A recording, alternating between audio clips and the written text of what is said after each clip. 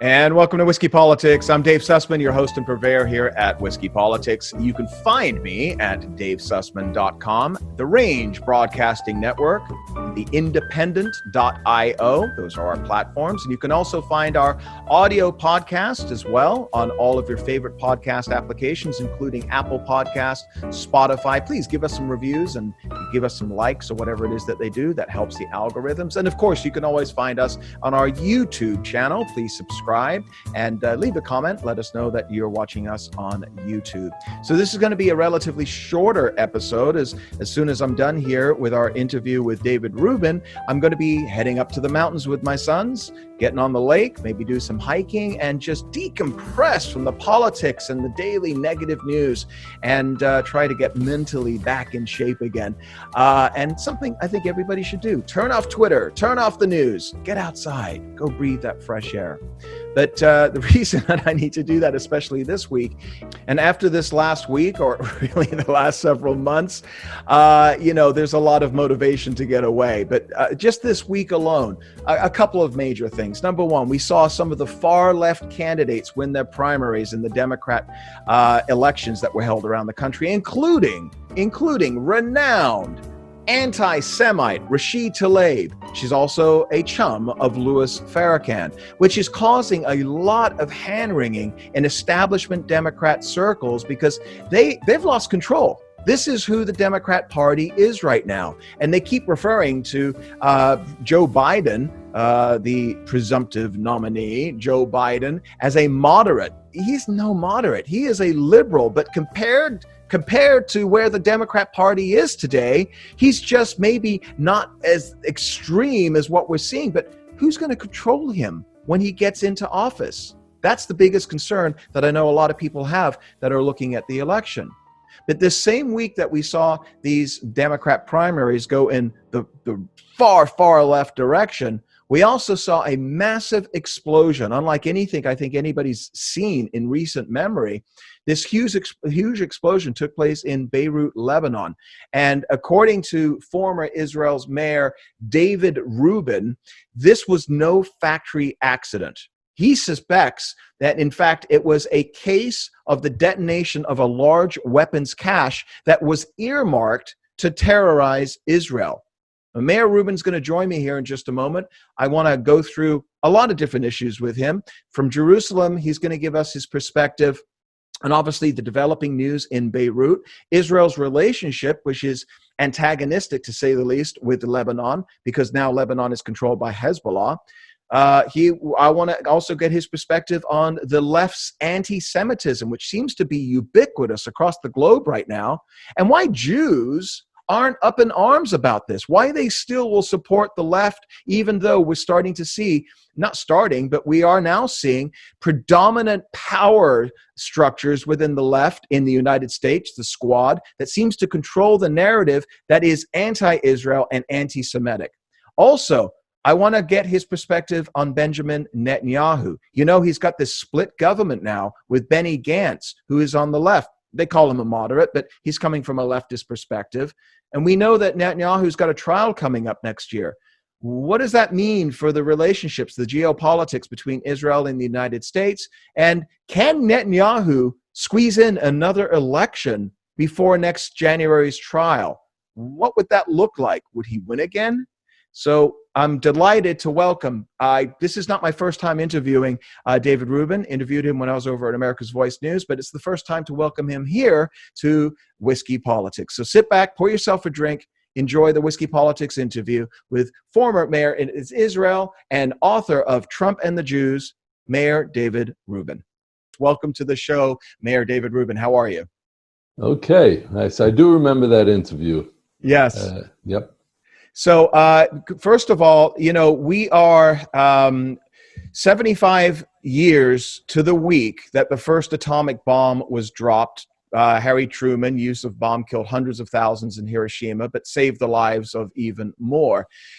We watched in horror this week at what many people originally thought, based upon the size of this thing, Beirut, Lebanon, the harbor there, where we saw this, I guess it's now ammonium nitrate, 2,750 tons. And by comparison, by the way, the Oklahoma City bomb that blew up one building, killing many, essentially used 2 tons. Talk to us a little bit about your perspective from Israel, about what you're seeing in Beirut. I know Israel has, I guess they're formally still at war with Lebanon, but you guys put out an olive branch this week, didn't you? Yes, the Israeli government put out several olive branches that were immediately rejected. No surprise, but so it's important to understand that what happened did not just happen in a vacuum. In Israel, you know, if there is an explosion, if there is an incident, if there is violence of any kind, it's always connected to something. Nothing happens in a vacuum. So there was this explosion in Beirut, yes, and as you pointed out, it was an enormous explosion, and you know, a magnitude that we are.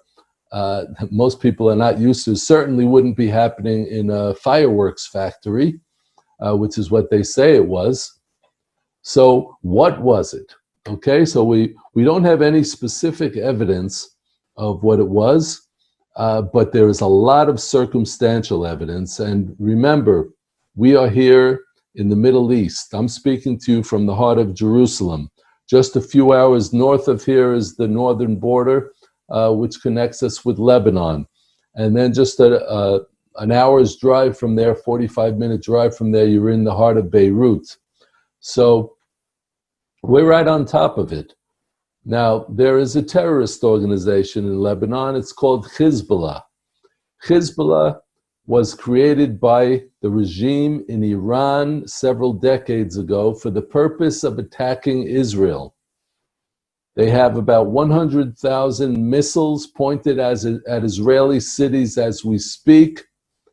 And I have absolutely no doubt that what happened in that factory was a result of Hezbollah, either a Hezbollah bomb-making factory or a Hezbollah explosives or ammunition depot. But clearly, that is what it is. So from the circumstantial evidence, the fact that Hezbollah is always hiding weapons, bomb factories, and ammunition and explosives in various places that you would not expect them to be. So this is something that's done all the time. They hide weapons, they hide bomb factories under schools, under hospitals, in places where you would not expect it. But Hezbollah, you have to remember, controls Lebanon. Yeah. I've been to Israel, and in fact, I've actually been on the Lebanese border. I was at Kibbutz Miskav Am, which is in the Upper Galilee. We're 25 miles from Syria. We're looking straight down into Lebanon, which is, as you correctly stated, Hezbollah controlled. Explain to me a little bit about the geopolitics of Lebanon. At one time, you know, it was a majority Christian country, and now it is, I believe, and correct me if I'm wrong here, Mayor, that it is the Sunnis that control the southern Lebanon, and it is the Shiites that now control northern Lebanon. And the number of Christians in Lebanon has now gone from roughly 50% down to 3%. Is that about right? Well, the trends are clearly accurate that you described, although some of the facts are off. Okay. Hezbollah is a Shiite Muslim organization. They control not just the center of the country, but they control the south of the country. The south of the country is right on the border with Israel. Mm-hmm. Hezbollah, over the years, has taken control of that entire southern region. And because of that purpose that I described earlier, which is being supported heavily by Iran, which is to attack Israel from the southern border of Lebanon. As a proxy. Correct. And so we have to understand that, yes, what you say is true. Hezbollah has gradually been taking over Lebanon over the past decade, and they now have a very strong foothold in the Lebanese government. No Lebanese leader is going to do anything without the support, or at least the non-objection of Hezbollah. Mm-hmm. No private individual, no one who owns a store or a factory is going to dare speak out against Hezbollah. They are that dominant in Lebanon right now.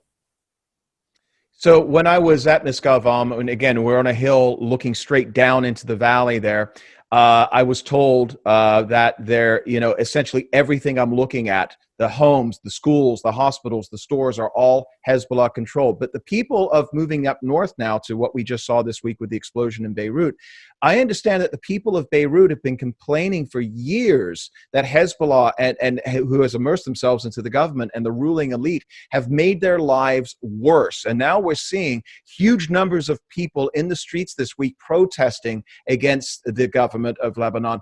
Talk to me a little bit about, from your perspective, do you believe that this may be a pivotal moment for Lebanon? Not necessarily. We have to remember that there were a couple of civil wars in Lebanon.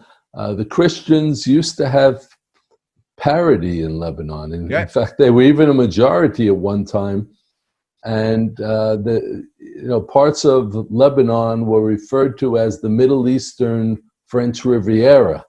Yeah, they're French-speaking people among the Christian population in Lebanon. Macron was just there, I understand. Yeah, that's correct. That's correct. Obviously, France still feels that they bear some sense of responsibility of what has happened to Lebanon, and rightly so, because they pretty much abandoned the Christians in Lebanon.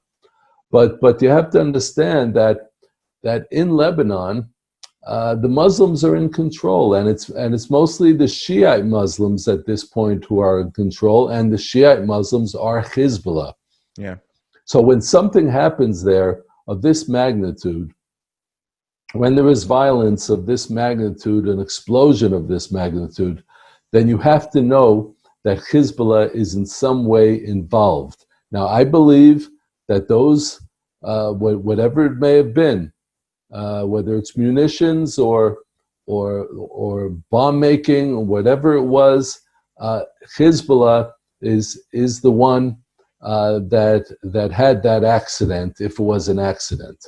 And I don't believe that Israel attacked them. Of course, it is possible, but when Israel attacks. And we've been doing a lot of attacking recently. It's not making the news in America so much because of COVID-19, but the fact is that we've been attacking every week or two in Syria because Iran has been attempting to make Syria their base against Israel.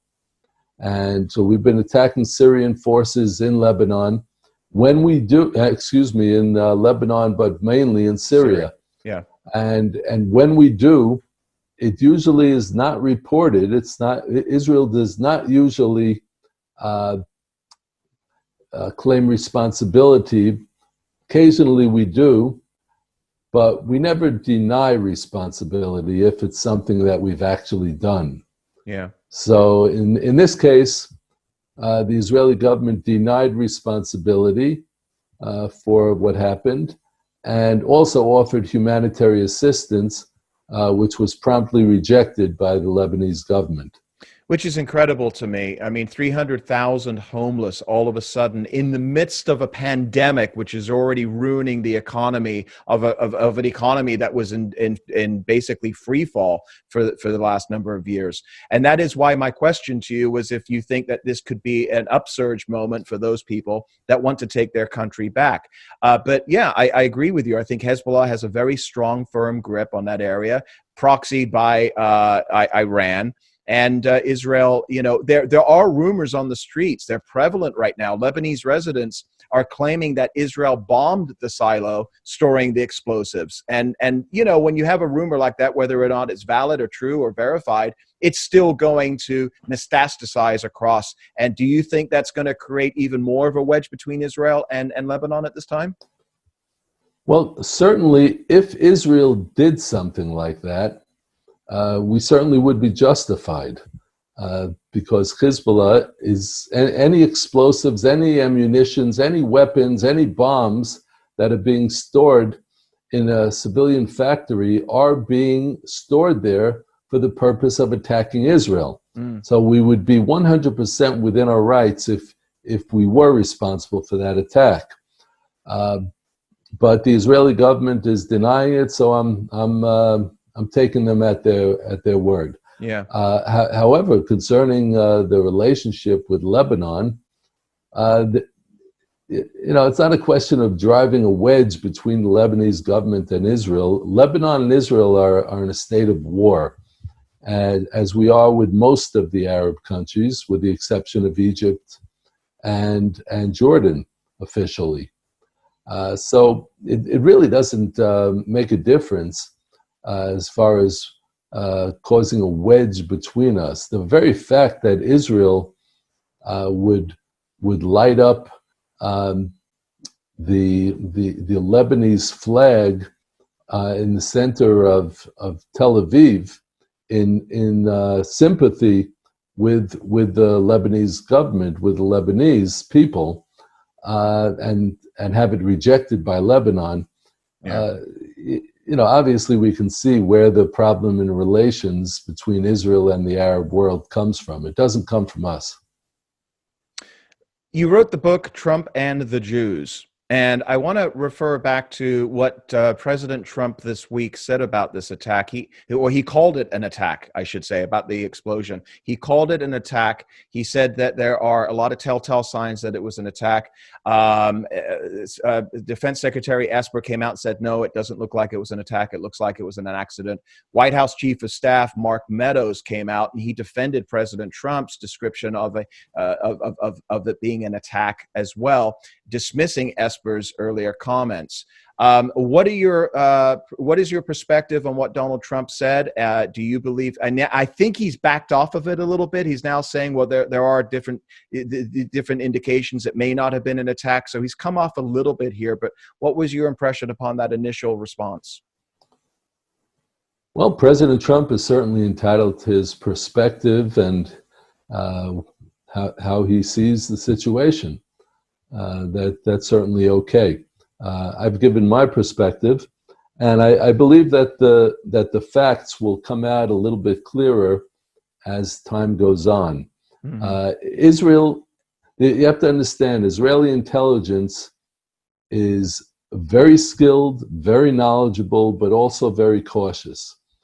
And the Israeli government is not going to come out with a firm statement until it knows for sure that that is what happened. Gotcha. Can we talk a little bit about U.S. politics for a moment? We are, in case you haven't heard, in the midst of a national election. We're just less than 3 months away. And we are seeing right now that the Democrats, the left in this country, are winning primaries. And it isn't the mainstream establishment Democrats that are winning these primaries, but it is the far left. People like Rashid Tlaib this week, who was denied entry into Israel with Representative Ilhan Omar. She just won her primary in the state of Michigan. She's been accused by many for fostering anti-Semitism, chumming around with Louis Farrakhan. And just today, she's talking about the fact that the squad, as it's known, with AOC, Ilhan Omar, and the like, Ariana Presley, I believe, she's saying that this is where the left is going. This is who the left is now. What do you see from Israel regarding the American left? And should Joe Biden win the election in November, many people are considering him just a puppet on strings as a marionette that is going to be controlled by this far left wing of the Democrat Party. Concerns from Israel? A lot of concerns from Israel. Let me preface this by pointing out to you that President Trump has been the best president that Israel has ever had contact with. He has done a tremendous job of strengthening the relationship between the United States and Israel. And I could go down a long list of accomplishments, as you know I do in my book, Trump and the Jews. And the thing that needs to be pointed out, though, is something else that I explained in my book, Trump and the Jews, that there is a very worrying trend in the Democratic Party, which is going far to the left. Now, you have to know that the far left in the United States, and around the world for that matter, does not like Israel, is not sympathetic to Israel, does not understand or does not care about the assaults on Israel. And the Democratic Party in the United States is moving further and further to the left. That squad is growing. And as a result of those primaries, as you accurately pointed out, the squad has been growing. No longer can we just mention those 3 or 4 congresswomen. Yeah. The squad is growing. The result of the primaries proves that. And hopefully those far left candidates in the Democratic Party will be defeated in the general election. We all hope that for the standpoint of the direction of this country, but it seems that the establishment Democrats are doing a lot of hand-wringing right now because they feel that they've lost control. And coming back to the anti-Semitism that we're seeing that is being fostered by these people, it has now become almost mainstream and acceptable. And as you correctly stated, Mayor Rubin, it isn't just the United States, it's the far left across the world. We're seeing people in France, Jews in France, that are in the midst of a pandemic, are leaving and heading to Israel because of the anti-Semitism that's been fostered all across Western Europe as well. Is the trajectory going in the wrong direction for us right now? Unfortunately, it is. I'll point out to you that, as you probably can tell from my lack of an Israeli accent, that I grew up in the United States. I was born and raised in the United States. And when I moved to Israel 28 years ago, I wasn't leaving America. I was moving to Israel. I love the United States, what it stands for, what it stood for.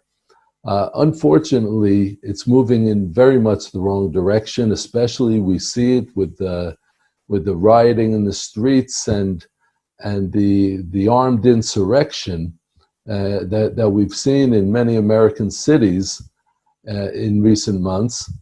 And I'm not even going to get into what sparked it, because I don't believe that the spark is the real issue.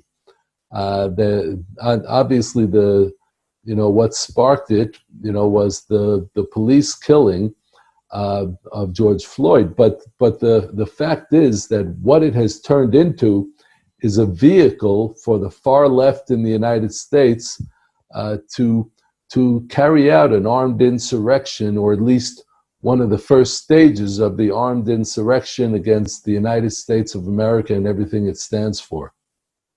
It's interesting that you mentioned that, because I wanted to discuss this with you. The Black Lives Matter movement, and I think most people can separate the message from the organization, at least those people that follow what's going on. Those that don't, they just lump it all together, and they assume that the organization is just as innocent as the message itself, which we all agree everybody's lives matter. But Senator... Wait a second, Dave. By saying that, you are revealing your racist tendencies. I have to point that out to you. I have to call out your white privilege. Look, I'm sorry for interrupting you, but I really find it very disturbing that we're talking about the Black Lives Matter organization, which is racist, which is anti-Israel, anti-Semitic, and if anyone looks at their website, at their literature, at their doctrine, and at Marxists. Their statements, you see that they are a bunch of Marxists. Yeah. that are anti-Israel, but more importantly for the United States, anti-America, and they're against Judeo-Christian civilization. So, I'm not going to play that game. The Black Lives Matter is a very nice slogan, Yeah. okay, but All Lives Matter is an even better slogan, which reflects the teachings of Dr. Martin Luther King Jr. But the radicals at Black Lives Matter don't seem to know that, or don't seem to care. No, you're absolutely correct. And, I think that our goal and our job here is to illuminate and to just give information out to people, because a lot, you won't hear this in the mainstream media. In fact, you referred to the protesters in Portland in a recent interview, and you compared them to, was it Hezbollah, Hamas? Explain that. Yes, the protesters in Portland, sure, some of them were protesting peacefully, and some of the protesters in Minneapolis and other places were also protesting peacefully. However, it soon evolved into mass violent insurrection. And we have to understand that, how it evolved from a peaceful protest movement to rioting, and then from rioting to armed insurrection. And it's very similar to what the Palestinians have done in Israel. They start off with peaceful protest, or they claim that it's peaceful protest, and then all of a sudden they're throwing Molotov cocktails to blow people up, and to blow their cars up. They're throwing rocks. And I have to tell you, Dave, I have a neighbor whose 5-month-old baby was killed by a rock that was thrown at his head, and he died within a week. There are so many cases of that. We know in Israel that rocks kill, that Molotov cocktails kill. We know that bricks kill. It's not an accident that there were piles of bricks on the corners of Manhattan at the time when those protests started. It was all planned. It was all orchestrated. And yes, many of the people who were participating in the protest didn't even realize that it was organized and orchestrated by the Black Lives Matter movement and by Antifa, but it was. Yeah. We have a senator in the United States of Georgia. Her name is Senator Kelly Loeffler. She owns a WNBA team, the National Basketball Association Women's League. And she came out this week and stated specifically that Black Lives Matter wants to defund the police, promotes anti-Semitism, violence, racism, and doesn't believe in the nuclear family. Her own WNBA team, her own team, is now politically going after her Senate seat by supporting her opponent in the race. So this is where we're at right now. If you have anything to say, this is an independent channel. If you come out and you have anything to say, and you're a politician or you're working for a corporation, they are looking to cancel you and silence you. This is a free speech issue, I know. Are you seeing that across the globe? Are you seeing that in Israel and in Western Europe as well? Yes. First of all, let's state it clearly. This is domestic terrorism. The purpose of terrorism, and obviously we in Israel know about terrorism a little bit, and as you know, I was wounded in a terrorist attack some years back along with my 3-year-old son. I was shot in the leg, he was shot in the head. We understand what terrorism is. And terrorism is a movement, a violent movement that uses various weapons, but it's a movement that seeks to intimidate people so that they will be afraid to speak out. And that's what you're seeing in America today, where people are afraid to speak out. People are afraid. They're afraid to stand for a national anthem. They're afraid to say that all lives matter. They're afraid to call out a person as a racist if he happens to be black, and they're afraid to speak out for the many valiant policemen and policewomen of all races who are trying to protect American cities today, and they're having a very hard time of it because the radicals on the left are trying to defund them and to dismantle them. Yeah. Yeah. Last question for you, and I greatly appreciate you taking the time visiting with us from Jerusalem. COVID in Israel right now is just like we're seeing in other countries around the world. It is a pandemic. It is causing lockdowns and a tremendous amount of fear. You have in Israel had very similar to what we're seeing in California, border incursions from those looking to take advantage and come in through maybe porous borders or whatever it may be, as we're seeing in California. Is that happening in Israel? And are there people that are looking to take advantage of this pandemic? Well, in Israel, we pretty much have sealed borders. Mm-hmm. As I described on American media some time back when President Trump was very busy trying to build his wall, and in fact, President Trump tweeted out part of one of my television interviews about that. At that time, Israel had already sealed its borders. We have sealed borders. We have a border fence on the south of Israel. We have a border fence on the north of Israel. We have walls that separate us from the Palestinian Authority autonomous areas. This is all by necessity. As far as dealing with the COVID crisis, we do not let anyone in right now who is not an Israeli citizen.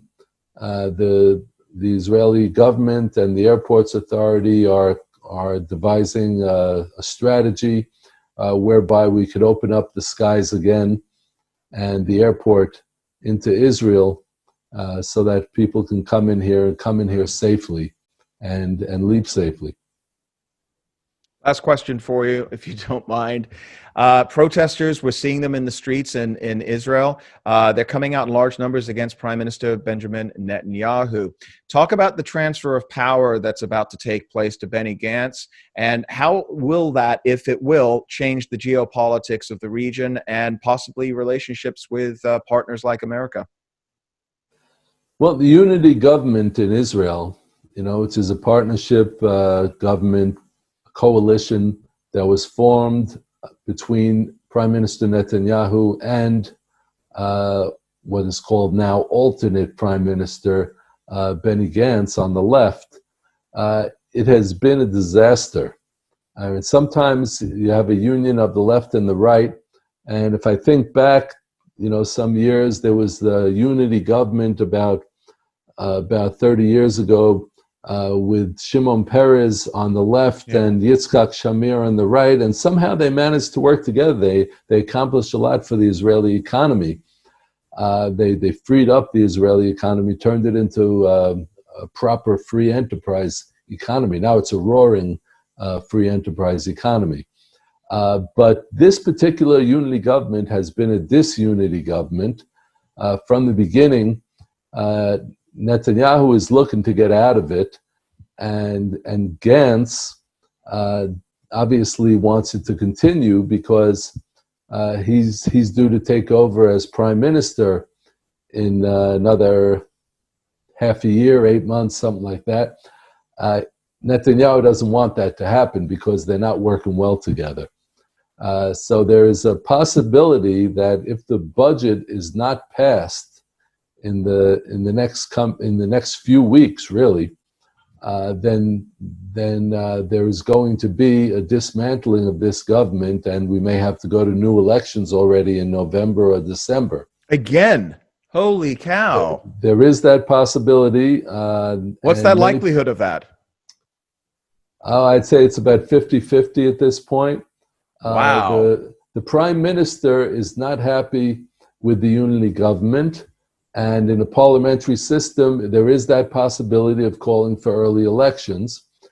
And there is, of course, the other side to it, that Netanyahu is supposed to go on trial for corruption starting in January. So it's very possible that he's going to want to go to early elections before that trial is scheduled to begin. Under Israeli law, you are allowed to be under trial. You're allowed to have accusations against you and facing trial because we believe that you're innocent until proven guilty. So it is possible for him to serve as prime minister. But I think as far as his electoral chances, he would rather go to elections sooner rather than later because he's still doing fairly well in the polls, and Gantz has plummeted in the polls. He has. In the past few months, yes. So can they call a snap election anytime? It is possible. The prime minister has that possibility. He would have to have a majority in the Knesset for it, but it's very possible that he can get that majority. Listen, I support Netanyahu. I support his politics. I support his tough stance. But is there a concern amongst his supporters that he may be mixing his personal ambition and motives, again, the trial, with his political? Oh, there definitely is that concern. Look, Netanyahu is the longest-serving prime minister in Israeli history. He's done a lot of great things, freeing up the Israeli economy, making it competitive, establishing relations with countries that Israel never had relations with before. He's a master diplomat. He has led the campaign against the Iranian nuclear race. And I think he has a lot to his credit. But no leader is irreplaceable. There are people within his party and within the right of the spectrum in Israel that could definitely take his place. So I'm not opposing Israeli elections, even though I think that it would be a big expense and unnecessary expense at this time. Yeah. And certainly during the coronavirus, there are a lot of complications with elections, as you know, in America. But we'll see what happens. It's going to be interesting. Politics in Israel is democracy on steroids. So yeah, it's definitely going to be an what is it? 57 ahead. Parties in the Knesset? Well, I don't think it's that many, but no, there are about 12 parties that hold seats in the Israeli Knesset, but with all the subs under it, right? You've got all these splinters under it. That's right. That's right. There are always factions breaking off. It's like a tree branch with roots, I greatly appreciate you taking the time. I know we've gone beyond our allotted time here. Can I just ask you one last question because it relates to your book, Jews and Trump? Okay, Trump and the Jews. There is it seems to be a cognitive dissonance in the United States and possibly in England as well, where I'm originally from, between Jews and their politics. Whereby, and we all understand the reasons, and I know you talk about it in your book, Trump and the Jews, but there is such a virulent hatred towards this president in particular, but generally any right-wing conservative it comes out, and Jews represent a large voting bloc for the left across the globe. Even with the anti-Semitism that has been promulgated by the left in England and in France and the United States, I'm going to probably see maybe 70% of the Jews vote for Biden in 3 months.